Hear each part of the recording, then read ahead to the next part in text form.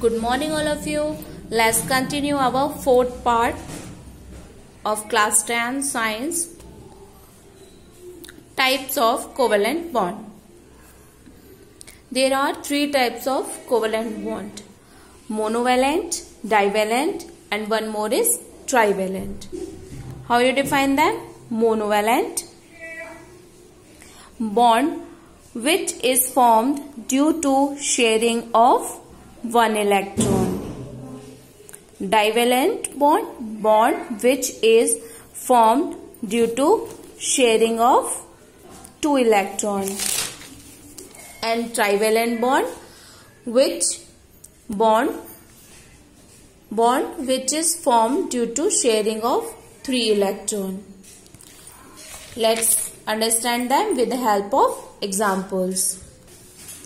Look here. Here is a molecule of hydrogen and shows monovalent covalent bond. Look here. Hydrogen has one more electron and they share its one electron and formed hydrogen molecule. These are shared electron. And by this monovalent covalent bond is formed. This is represented by a single bond. Clear to you? Come to your next, that is divalent covalent bond. Okay. Look here. Oxygen molecule. Oxygen has 6 electrons in their outermost shell. So both having 6. Now for complete their octet, they need 2 more. 6 plus 2 is equal to 8.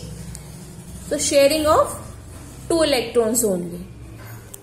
This oxygen atom has 2 electrons, and this oxygen atom has 2 electrons.